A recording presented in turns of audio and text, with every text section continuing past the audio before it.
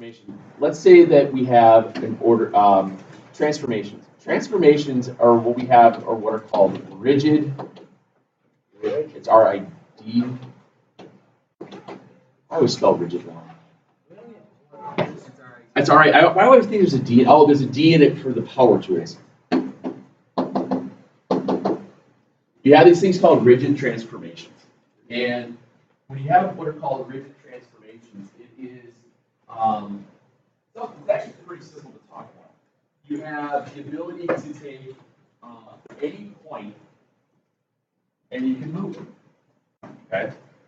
When you have any point that gets moved, one of the easy things to look at is this. If I put it on say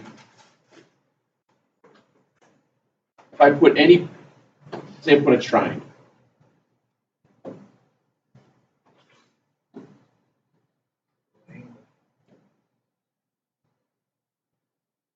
Let me do this real quick before I group that.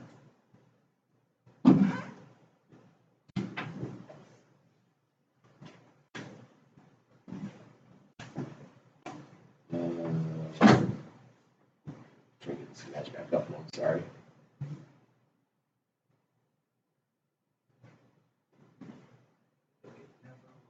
Yeah, I know. That was close enough. Okay. So let's say you have a triangle placed on there, and what you can do with this idea of what's called a transformation is that you can just basically move it. It's called, if you move something, it's called a translation. You did?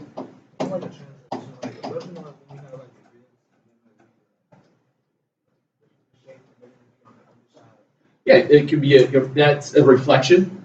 Yeah, that's one. So you have a translation, you have a reflection. That would be a rotation. Yeah, translation is just quite literally moving it. Okay. So a translation is we're just moving it left, right, up, and down. When did you guys learn this?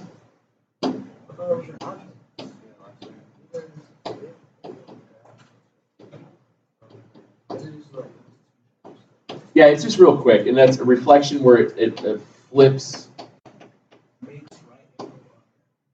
and rotation just means rotates.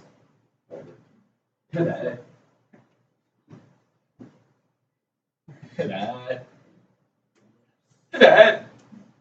So, the funniest thing ever on TV. So you get the idea of these things called translation. Rigid transformations are, translations, reflections, or rotations. That means it's literally moving it. Yes, ma'am. Rotation. It looks like a kidney bean. I was just trying to draw it where it's like a little rotation thing, rotational symbol. I don't know how to draw one. I'm just making stuff up as I'm going for what that symbol is. Bless you. I'm sure there's an actual symbol for rotation, but I've just made that one up because it looked like it would work. So what will happen here is what we have to get accustomed to, or like I was saying, this idea of a nomenclature. What does it mean to move something? What does it look like? Josh, by the way, just stop looking. All right. You guys agree here that I've got a triangle, and the triangles have vertices on the grid, and they have specific ordered pairs, right? Yeah. All right. Well, let me give you a piece of graph paper, and let's put it on there, and let's label it, and talk about what happens when it gets moved. Yeah. What's that? Sorry. Doesn't take very long to do that. What do you want to know? No, I like that part. Oh. That could be 3. Yeah. There you go.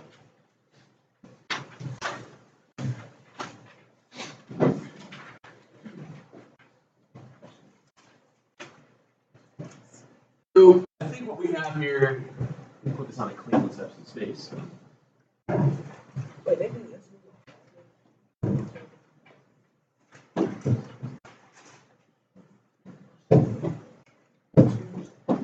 So we have ordered pairs. We have, we'll just label it as A, B, and C. So we have triangle ABC, and at A is at -3 and 3. B is at 1 and 7.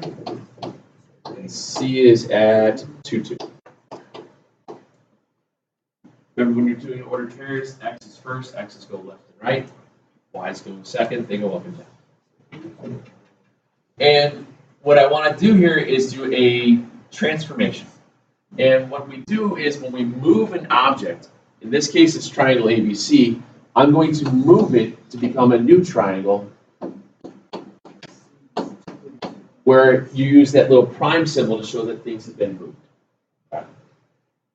What we do in terms of the nomenclature to show what to move everything is that they use what's called a subscript.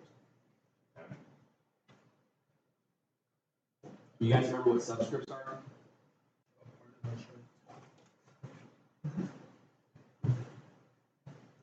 They're going to do this. We're going to translate these, and they put this little underneath the T to say what you're going to move things. So I'm going to move it. Let's say we'll go left. 4. What that means is for all the X values, I'm going to move them left 4, and all the Y values, I'm going to move them down 3. When you have your X and Y values, these stand for move X, and this is move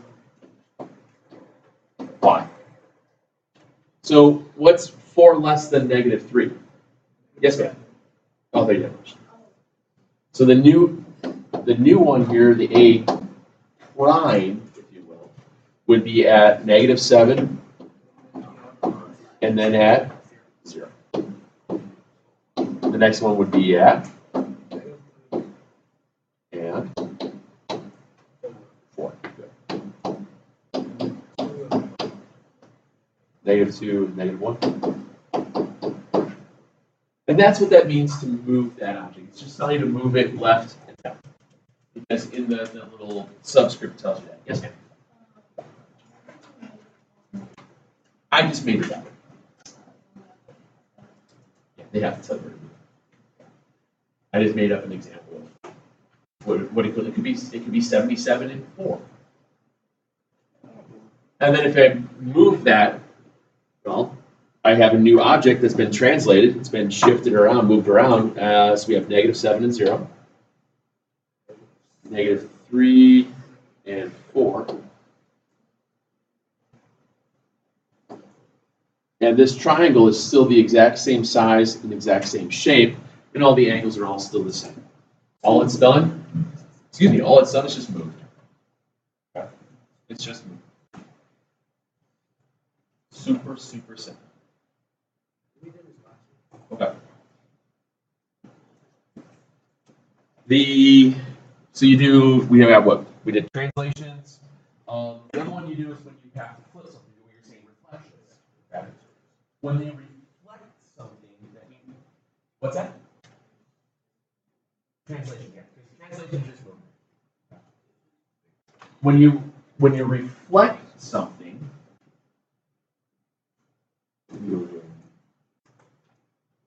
reflect something, it would look something like this. You guys ever heard of a thing called a pre-image and an image? The pre-image is before it moved, the image is after it's been moved. Yeah. See how this one's just been flipped? It's been flipped over an imaginary vertical line. It's been reflected over a vertical line. What's the equation of every vertical line start with? Is it x equal or y equal? X equals something. So it's been flipped over a line that says x equals some number. Now, what that means is, if we do another triangle, it's really easy to do these with triangles. Let's put a triangle at -5 and 2, -3 and 5, and -1, -2.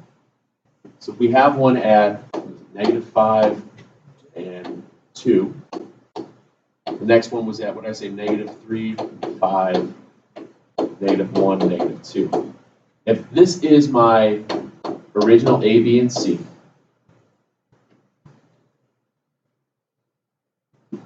and I want to flip that, I want to reflect that over the line, reflect,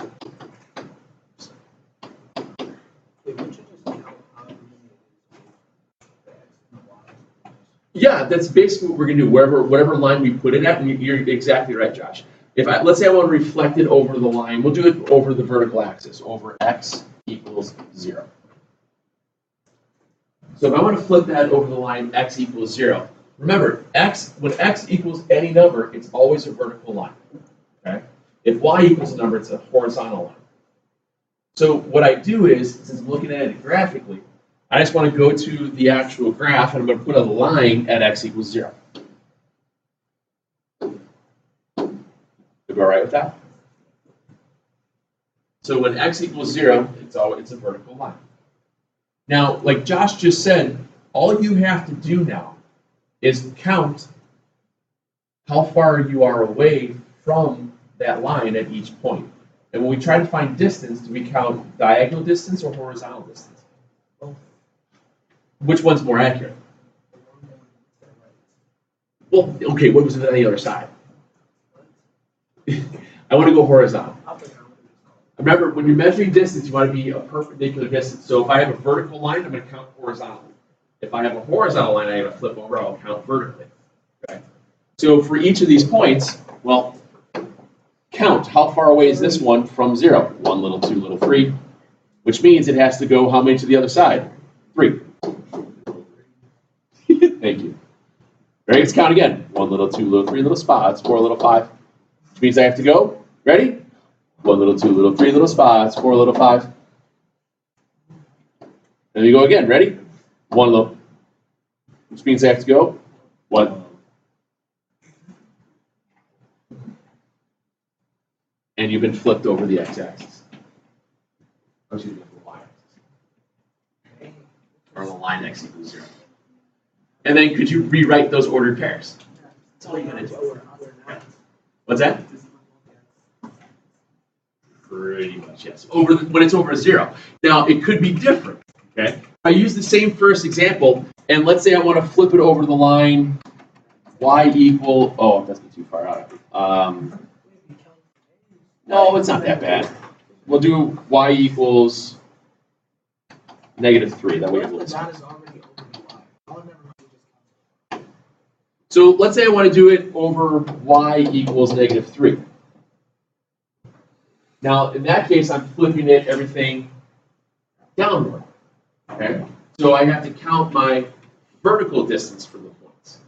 The image, remember, the image is always going to look the same size, same shape. It's going to have all the same angles. It's going to have all the same lengths. It's just going to be moved in the actual two-dimensional space. So if I go here, I have 1 little, 2 little, 3 little spots, 4 little, 5. 1 little, 2 little, 3 little spots, 4 little, 5. 1 little, 2 little, 3 little spots, 4 little, 5 little, 6 little spots, 7 little, 8 little. You know, it's funny because I say spots and then you're spots. Yeah, can you imagine if there's 8 little spots?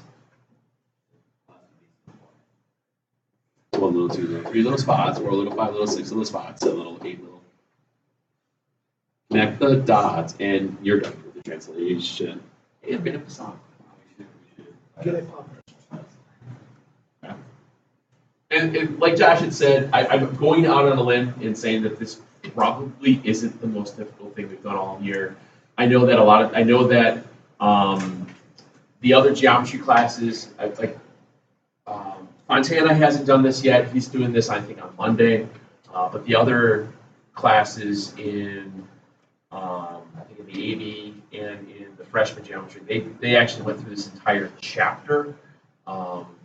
But Fontana and I said, hey, let's just do this at the very end because we want to make sure you guys get you guys a bit more prepared for the 2 stuff. So that's why we did what we did. The one thing that is not a rigid transformation.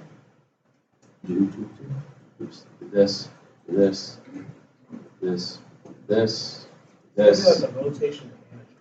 We have rotations, but I honestly, Not really gonna worry about it. Rotational stuff means you have to flip-flop X's and Y's. There's a lot of formulas to all these things. When you have a rotation, you can, what they do is this lowercase r, and then in the parentheses tells you where you're going. When you rotate things, you're always going to rotate things counterclockwise. Okay? The reason that we always go counterclockwise is because when we get to algebra 2, we count angles counterclockwise. That's how we measure stuff. So that's how we rotate things around. So if you have to rotate something 90 degrees, they'll say 90 degrees, and then they'll put a comma 0. What that 0 stands for is about the origin. Okay? In classes like ours, we always going to rotate things around the origin because if we rotate around something else, it gets really, really, really messy. Upper level math stuff you guys don't need to worry about. So you've got basically here 4 different scenarios that you can have. You can rotate 90 degrees. That's what you have to do. 270, 360, or 180. Basically what happens here when you're rotating, you're flip-flopping signs, you're flip-flopping your X's and Y's. It's a matter of which one you are doing. Okay? So if you have to rotate 90 degrees, you flip-flop X and Y becomes negative. You rotate 180 degrees, you just change the signs of both your X's and Y's. If you flip-flop 270, you flip-flop X and Y again, and you change the sign of the X. And then if you flip-flop 360, guess what? You wind up exactly where you are. Okay? So in all honesty, the only 2 you probably would need to remember are those 2. Okay? Those are the only 2 that you really, really, really need to worry about because the other ones are easy. Because like I said, if you are any spot here, I'm just going to go back, if I'm at 4 and 2, if I rotate that 180 degrees, I have to be at -4 and -2. Okay? Because what's happening here is when you rotate 180 degrees, you're basically creating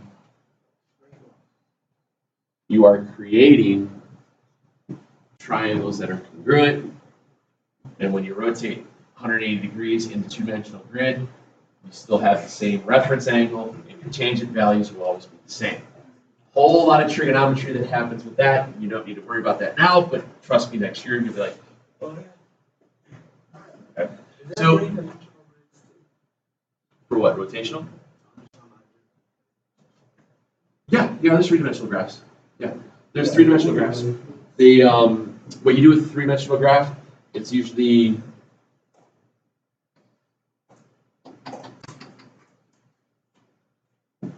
that.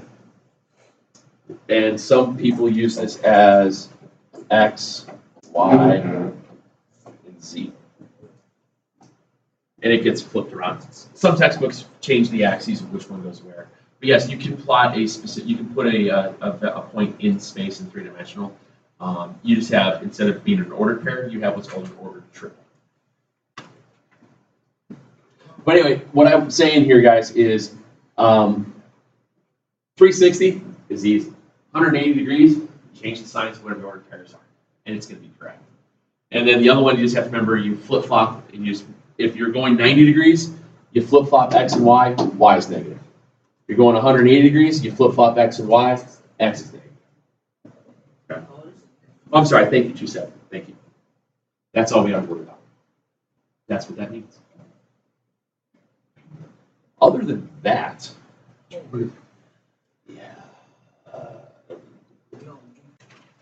well, what I wanted to do is, since we still got a little bit of time here, is I wanted to kind of give you an idea of what the actual review packet looks like, what problems we're going to be looking at over the course of the next few days, and basically what I'm expecting you to do.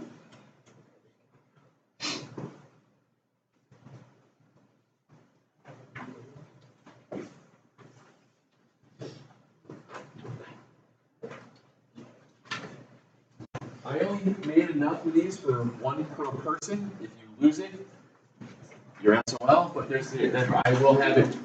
I'm pretty sure I've already have it posted on the internet. On the calendar is also.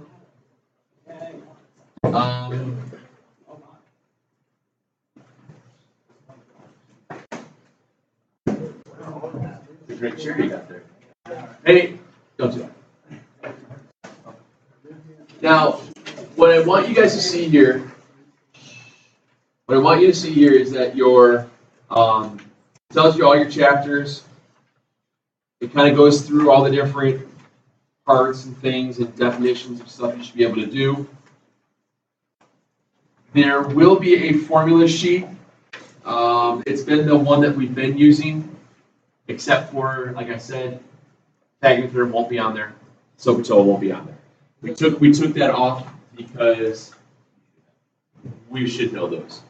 You guys have been using Pythagorean theorem since 7th grade. SOHCAHTOA is not anything new in using all of them. So that did come off from there. But yeah, it'll be the same formula sheet you've had all along. If you don't have one, I'm pretty sure I have a couple still in the pile back there that are on the yellow sheet. So by all means, if you want an extra one, go for it. But if I think what I have done in terms of expectations for problems and things that we should have done for next week, I think I wrote in the calendar here what days we're doing what. Yes. Wasn't worried about that right now, Josh. Okay. As I've gone through on the calendar here, I expect you guys to have the whole whopping 6 problems and transformations done by Monday. We could probably have done here in about 4 minutes. But then that also means I want you guys to have, we have, so 7, 8, 9, 10, 11, 12, 6. I want you also to have all of the chapter 7 stuff done. So for Monday, let me add this.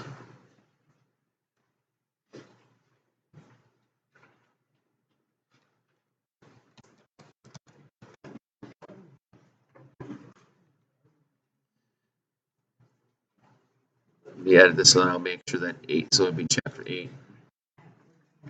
Shh. So as we go through the course of the week, each day, so Monday we'll do 7 transformations in chapter 7. Tuesday we'll do all chapter 8. Wednesday then will be trig stuff. Josh, enough. Josh, come on. Josh. Surface area and volumes, and then we'll finish out then on Friday with the circle stuff again. We will go over basically every problem as we go through. I expect that you guys have every problem done as you get into class and we do this.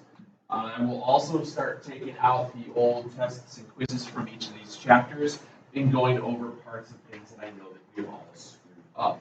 So if you have those still with you, make sure you bring those along because I'll be doing those and kind of running through. The idea is that review is best of what you make of it. I expect you guys to do the work. I know they're on here that there are these vocab parts. It's not that you have to like write out definitions and things, but if I'm looking and reading my vocab, if I can't define it to myself within 5 or 10 seconds, that means it's something I need to look up. It means it's something I should probably write down so that I can refer back to it.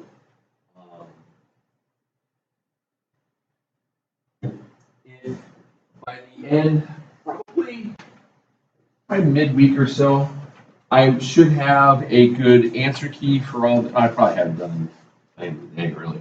I probably have some sort of an answer key for this, and I might just throw it up in a window. You can always verify your answers. This is nothing that I've ever really collected on these. This is up to you. I'm going to do every problem. You're kind of a fool if you don't do the work and try to do the work because it kind of matches out what you need to be able to do on your final and going from there. Questions on that? Well, like I said, I would start with your transformations, get those 5 done, and then we'll continue on and get those 5 done, and then also get your chapter 7 done, and we will go on from there. Don't forget, if you can't find a formula, can't find a thing to do, there's this thing called the textbook that's on this thing called the internet. which you need to have a Chromebook to look up. If you don't have your Chromebook, you probably have this thing called a phone that has this thing called the internet, which means you can still get to the textbook. So get cracking.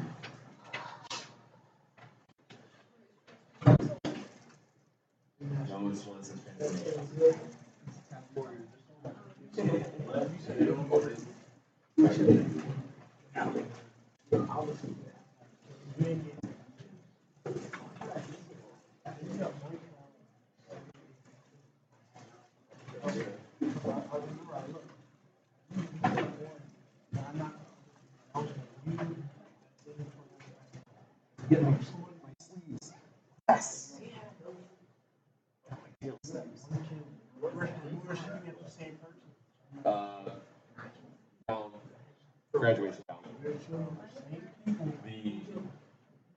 I haven't had. I'm supposed to have the long sleeves, not just the arm.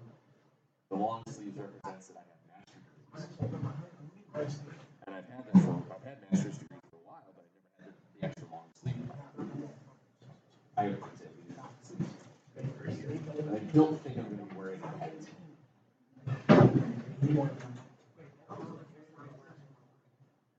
There's not much of it. That's why it's a short. It's a really short thing.